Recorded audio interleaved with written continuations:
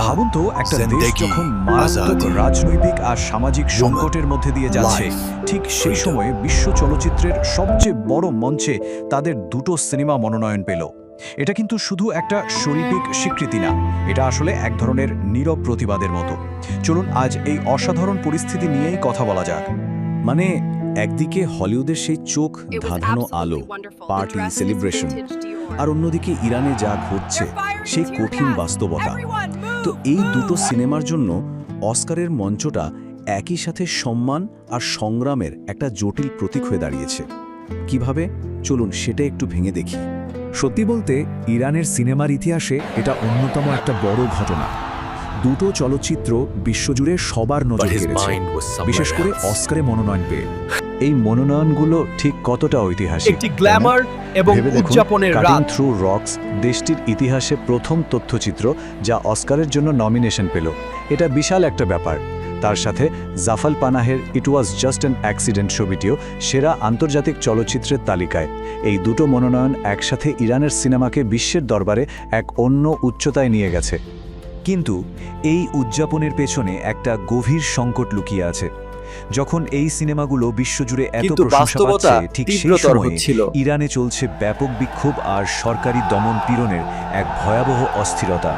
পরিস্থিতিটা কতটা গম্ভীর তাই টাইমলাইনটা দেখলেই বোঝা যায়।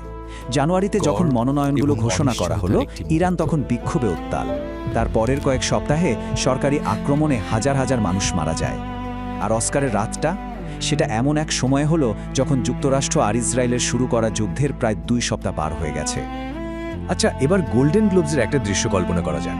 চারদিকে ক্যামেরার ফ্ল্যাশ, তারকাদের ভিড়, জাঁকজমক, মানে হলিউডের একটা টিপিক্যাল গ্ল্যামারের সন্ধ্যা আর কি।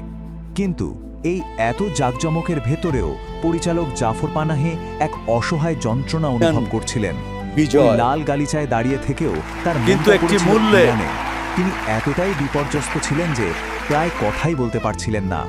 কারণটা কি ছিল? গোল্ডেন গ্লোবসের অনুষ্ঠানে যাওয়ার পথে ট্রাফিকে বসে পানাহি তার ফোনে একটা ভিডিও দেখছিলেন। তেহরানের কাছের একটা মর্গের ভিডিও, যেটা বিক্ষোভে নিহতদের মৃতদেহ একদম উপচে পড়ছিল। এই ভয়াবহ দৃশ্যটা তাকে মানসিকভাবে একেবারে ভেঙে দেয়। আর এই ঘটনাটাই যেন পরিচালকদের এই দ্বৈত জীবনটাকে চোখে আঙুল দিয়ে দেখিয়ে দেয়। একদিকে তাদের শিল্পের জন্য আন্তর্জাতিক স্বীকৃতি, আর অন্যদিকে দেশের এত বড় একটা ট্র্যাজেডি। উদযাপন তাদের ব্যক্তিগত সংগ্রামের দিকটা একটু দেখি। নাকি প্রতিবাদ? জাফর পানাহি ইরানের একজন কিংবদন্তি পরিচালক। তার সাহসী সিনেমার জন্য তাকে বারবার সরকারের রোষের মুখে পড়তে হয়েছে। তাকে জেলে যেতে হয়েছে, তার সিনেমা বানানোর উপর নিষেধাজ্ঞা ছিল, এমনকি দেশের বাইরেও যেতে পারতেন না।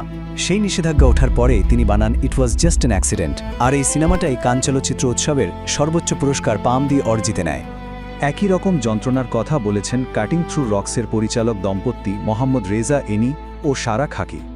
দেশের এই ভয়াবহ পরিস্থিতিতে নিজেদের সিনেমার সাফল্যকে মন খুলে উপভোগ করাটা তাদের জন্য প্রায় অসম্ভব ছিল। এবার চলুন দেখি এই সিনেমাগুলোর গল্প কিভাবে ইরানের বর্তমান পরিস্থিতির সাথে সরাসরি মিলে যায়।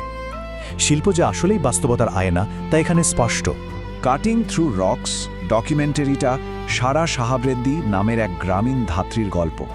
তিনি তার গ্রামে প্রথম নারী হিসেবে নির্বাচনে লড়েন এবং নারী ও শিশুদের অধিকারের জন্য সংগ্রাম করেন।